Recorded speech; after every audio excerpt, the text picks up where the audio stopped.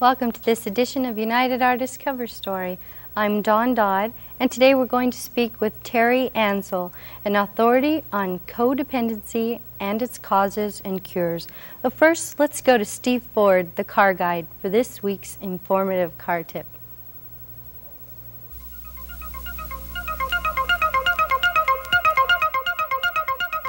Between 1981 and 1991, the average price of a new car rose from around $7,800 to over $16,000, or about 95%. During the same period, the American worker's median income rose only a little more than 60%. So it's no surprise that Americans are holding onto their cars longer. In fact, the latest figure I found indicated that the average age of a car on the road today is about 7 years, which is the highest figure since 1950. And since we're keeping our cars longer, we'll be buying more replacement parts for these cars. So I thought I'd take a visit to the Great American Junkyard to share with you some car parts buying tips. I'm here in the heart of the San Fernando Valley at Northridge Auto Wrecking with Larry Reddy. Larry, can you tell me, if somebody's never been onto a wrecking yard before, what do they need to know when they come to buy parts here? Well, it's important that we know the year, the make, and the model. They can find that in a number of places, the ID or the VIN verification number. They can also look on the registration, gives you all the information right there.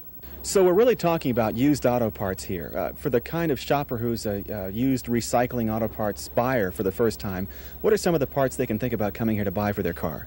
Well, we find that parts that are very expensive from the dealer, either brand new or from the manufacturer. We find from hubcaps to license plate brackets to wheels and rims, windshield wiper motors, all types of glass, hood hinges, many of these things that are not stocked from the manufacturer even after 1 or 2 years. That's terrific. So people can save how much money usually percentage-wise, or what ratio? I would say it varies, but I would say for sure 70 to 80% on the average. Another area I know about from my experience buying here from you and other auto parts salvage yards and wrecking yards is the area of networking with other yards across the city, across the state, across the country. How extensively can you go to search out a part that I need that may be rare for an obsolete car? We find that we go all over the United States. Our network, which we call a circuit system, is either we have teletype service that goes all over the United States. It's computer operated. Also, we have a voice circuit that goes from yard to yard throughout the LA area. And then we have also a branch of that operation that you can go into what we call central control, that we locate parts literally all over the United States. And we in turn sell parts all over the United States and throughout the world, in fact, surprisingly enough. But because we find here in LA there's many cars and makes and models that have all arrived here from Europe and everywhere. This is the car capital of the world, isn't it? I would say that's for sure. I hear a lot of talk in the auto industry about recycling cars and the future of the potentially recyclable car with plastics and iron and glass and all these parts. What do you see being recycled today, and what do you see in the future for recycling on automobiles? We're finding that many of this is processed back through our facility. Many of this ends up down at Terminal Island and is sold throughout the country and throughout the world, in fact. As far as we're finding now that there are some new manufacturers that are coming on the market. We've had that tires, for example, have been a great deal of problems over the years of where to dispose of those as opposed to putting them in the dump facilities. So what they're doing is they're grinding these and using these in asphalt now. It's a process they're working on. So some of the freeways that we see being reconstructed are actually being made out of some tires and asphalt? Our old tires, yes. It's kind of tough to think that your car may one day end up in a stack like this, but these wrecking yards are virtual unkempt museums of the car maker's art. You can not only come down and see a car that you may have driven years ago, but you can save money buying parts for your current car. And you may be surprised if you've never been to a wrecking yard before, because they are more like department stores today. Parts such as starters are placed in tidy aisles right next to rows of transmissions and engines.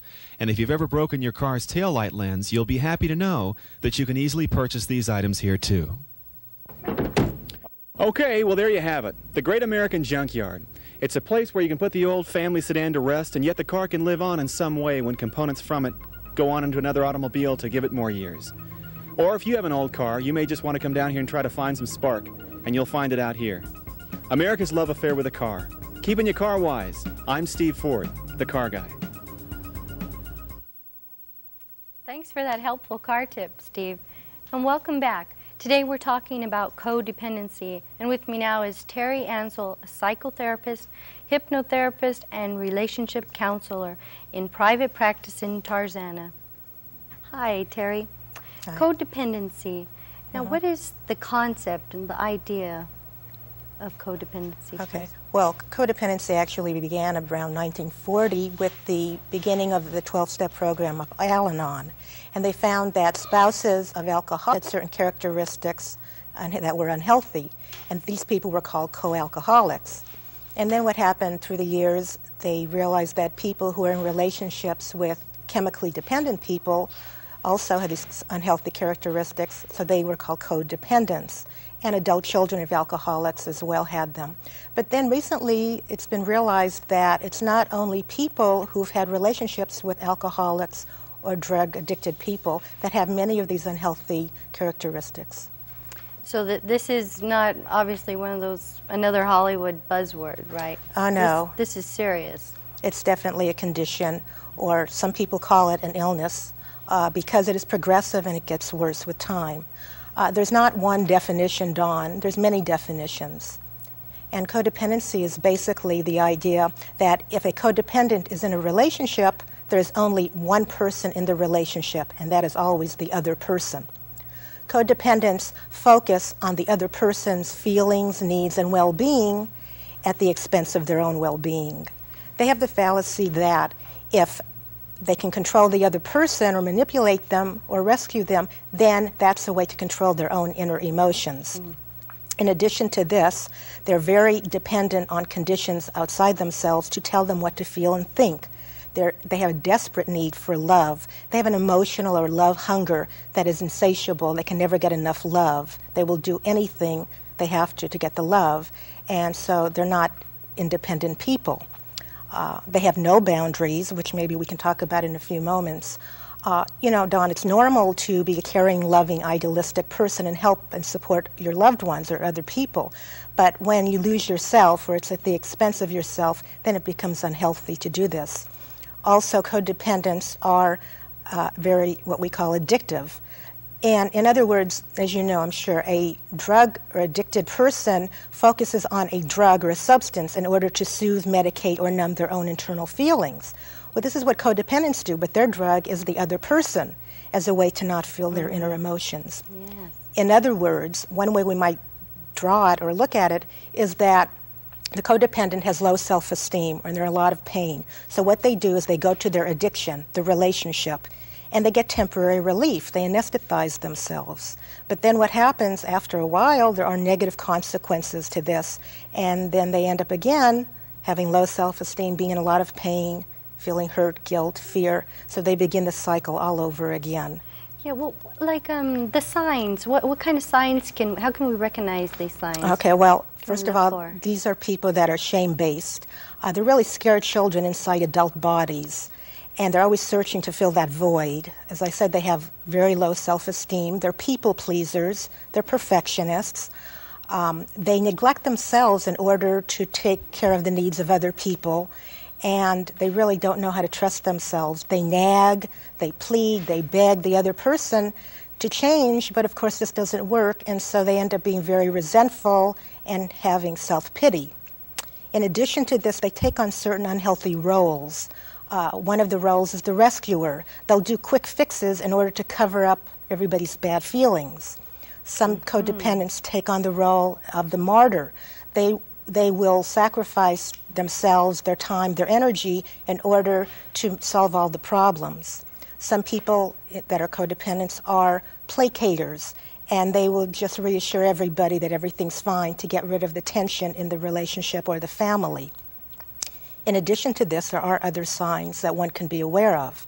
Codependents' good feelings about themselves are dependent on getting love or approval or attention from the other person. Everything that they say or do is based on their fear of getting disapproval or being abandoned, so that determines what they will say or do. Their serenity is based on the other person's serenity and peace. Their other person's behavior and appearance they see as a reflection upon themselves. Wait, let me ask you, about how many people suffer from this? Oh, I would say, well, many people say 96%, because 96% of the public came from unhealthy or dysfunctional families. Some people believe 100 million people across 2 generations suffer from codependency. Oh boy, okay, wow. What is the cause now? Okay, well, the cause, there are many causes, but I mean, what I mean is we're establishing that this is not a genetic thing, first of all. right. This is not genetic, but it is a multi-generational process. We're not talking about bad parents. We're talking about parents that were raised in the same unhealthy ways as the child. The codependency cause is really coming from a family where their emotional needs were not met. You're not born codependent, but you're raised to be codependent. There's a role reversal. The message to the child is, you made your mother cry, you made your father angry. So therefore the message to the child is, you are responsible for other people's feelings. And because of their magical thinking, the child thinks, I'm bad and I've got to fix other people, and other people's feelings are more important than mine. So of course they can't, though, make their parents happy. So as adults, unconsciously in their relationships, they keep trying to fix and make the other people happy. They've really been compared to prisoners of war, and they're still reacting as if they're still in the dysfunctional or unhealthy family. Okay, you know what, let me ask you to hold that for a second. I want to get back to that, but we'll take a little break right now, and we'll be right back. Thank you. Thank you.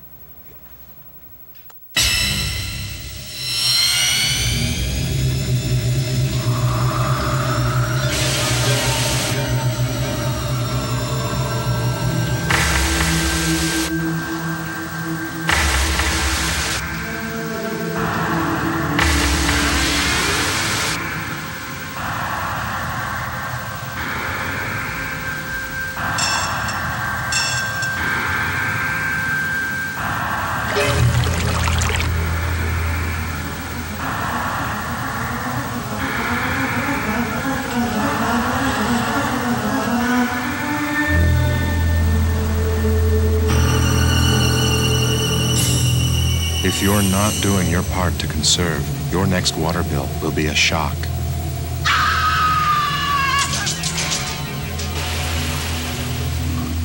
Rationing. It's only scary if you're wasting water. Welcome back to United Artists Cover Story. Today's cover story focuses on codependency. Terry, when we left off, we were talking about some of the signs. Are there a few more signs we can look for here? Yes, in addition to the ones I've already mentioned, Dawn, the codependent's interests and social circles and their life really diminishes as they become more involved with the other person. Their mental attention is really focused almost compulsively or all the time on relieving the other person's pain, being a caretaker, rescuer, fixing the other person, and making them happier. Okay, now you mentioned earlier about dysfunctional families. Let's get into that for a second. Define a dysfunctional family. Let's start off like that. Okay. A dysfunctional family is when the child's emotional needs are not being met. In other words, they come from a family where either there is what we call enmeshment, overprotection, neglect, abuse, or an emotional abandonment. And in the unhealthy family, the members are supposed to be there to take care of the family, whereas in a healthy family, the family is supposed to be there to help the members. In addition, in unhealthy or dysfunctional families, there are many sick roles and sick rules. Okay, now I know they're unhealthy roles, right? Yes. So, what are some of these unhealthy roles? All right. Well, it's really a house full of children because the parents are like half adults and half children. Instead of the parents being in their adult role and the children getting to be kids and have fun and play and having separate individual differences respected between each member. In the unhealthy family, some of the roles are the child might unconsciously take. One would be the family hero. This is the person or the child who sees everything that goes on in the family and it is their job to fix it. This is usually the oldest child. This was my sister in my family. Another role that I was in my family is what's called the identified patient or the family scapegoat. And I got into a lot of trouble as a teenager, and my purpose unconsciously was to keep the focus on me as a way to keep the focus off of other issues that were going on in the family. Some children are in the role of the mascot or the pet, the cute one, and they remain very immature. And then another role would be the lost child that goes off and reads books and offers relief for the family. Okay, so we're speaking about unhealthy roles here. Now, I know a lot of times people are, what's happening is they're losing their self. Maybe they didn't really have their self before, so Can you tell me a little bit about that? How are they losing their self? Well, there's many ways, but basically, when a child is born, their real self, which is their authentic, true self, is about the same size as their public self, what they show to the world. But as we get older, the real self gets smaller, and the facade, the mask, the persona that we show to the world gets bigger and bigger. And pretty soon, people get old, and they die without ever connecting up with that real self or that inner child. And of course, a lot of this has to do, again, with the sick rules that we haven't talked about yet, that I'd like to comment on, if I can. Okay. Yes. Well, what about when you're in a relationship? Tell me, what happens when you lose yourself?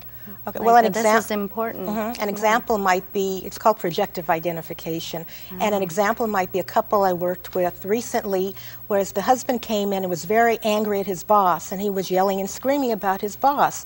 And before I knew it, before my very eyes, suddenly the wife had absorbed her husband's negative feelings. That's what codependents do. Like a sponge absorbs water, and all of a sudden she was angry and yelling and screaming about the boss, and her husband was calm and relaxed. So she was holding his feelings. That's another way of losing yourself. Okay. Now, we mentioned boundaries. You want to talk a little bit about boundaries? I think a lot of us need to be, exactly informed of what kind of boundaries we're talking about. What's the line here? All right. Well, a boundary means that I know the difference, or I can define clearly, have a clear sense of the difference between you and myself. But people with weak or blurred boundaries, as I mentioned, absorb the other person's problems and feelings as their own. They take it on. And people with healthy or good boundaries do not attract boundary invaders. A lot of people are trespassers and don't know they're invading our boundaries unless we tell them. So it's about standing up for yourself and saying, hey, stop, wait a minute, that hurt, ouch, that doesn't feel good, I'm not willing to accept this treatment from you. In other words, with good boundaries, you really know it's appropriate and inappropriate treatment from the other person. Right. Now, okay, that's a good boundary, but what about a dysfunctional boundary? There are many kinds. I like to talk about, well, first, some people have no boundaries. They don't know how to protect themselves. They don't even know they're being mistreated or abused in many physically, sexually, emotionally.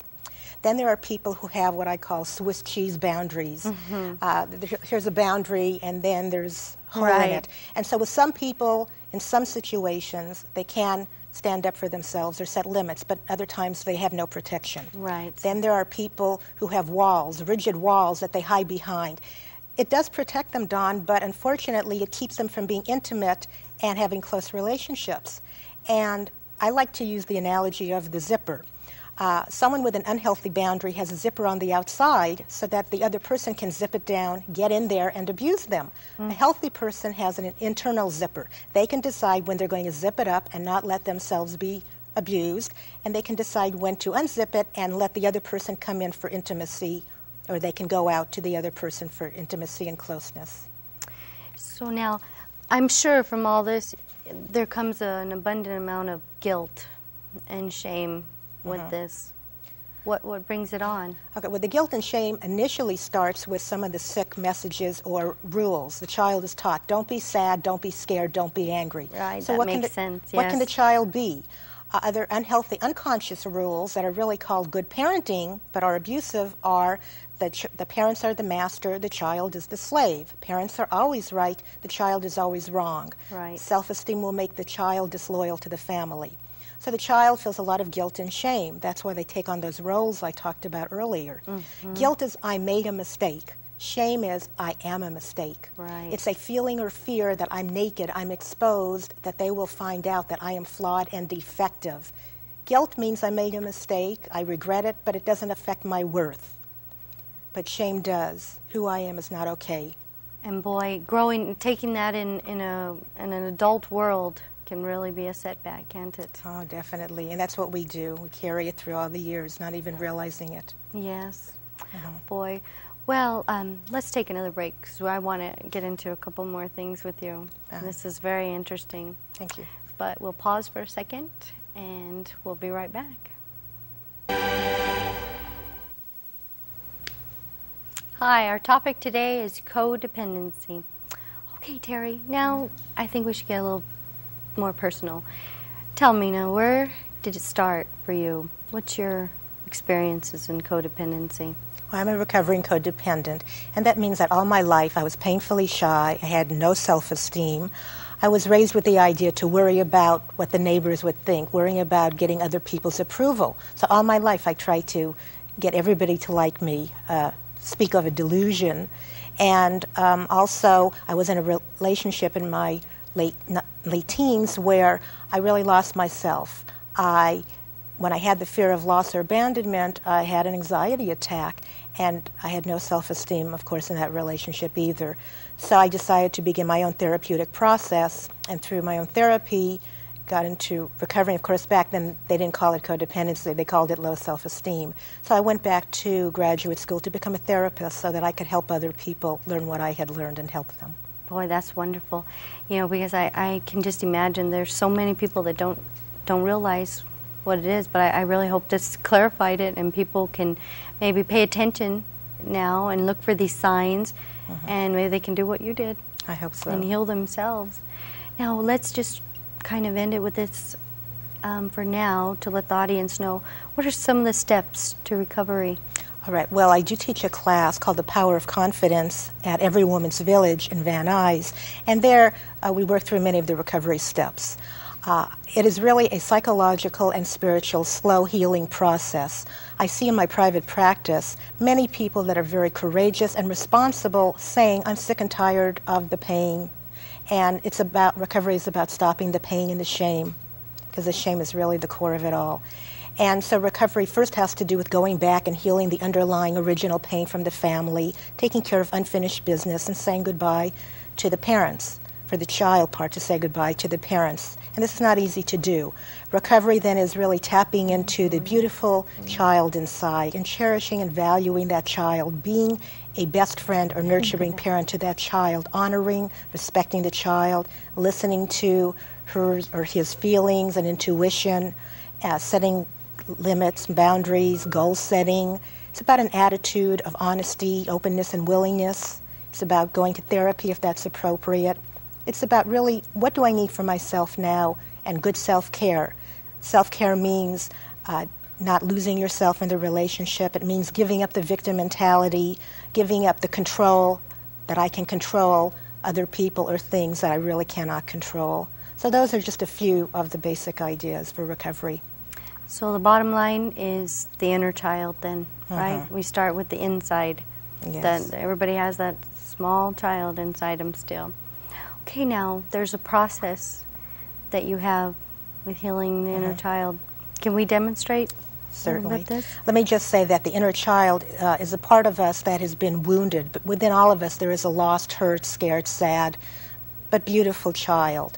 And through years and years of neglect or withering away, the child has kind of been lost. So we want to do this process now, and I'd like the audience to join along, and if you would like to, Dawn, I would like you all just to allow your eyes to close now, normally and naturally, and take some long, slow, deep breaths, and let yourself relax, and begin to find yourself out in the middle of a beautiful forest with the tall trees and the blue sky and the white clouds. And in the middle of the forest, sit down on a stone chair, look around and survey the beauty of the spot. And off in the distance, in the horizon, you notice a tiny speck. The speck begins to move toward you, and you soon notice that it is a child. There's something vaguely familiar about this child, but you're not quite sure yet what it is. And as the child gets closer, you see that it is the child that you once were long, long ago.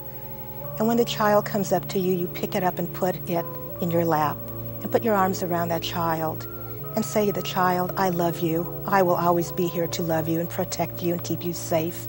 I will never again let anybody hurt you or abuse you or abandon you. It's okay for you to feel what you feel, to think what you think, and to say and express all your feelings. It's okay to be sad or angry or hurt.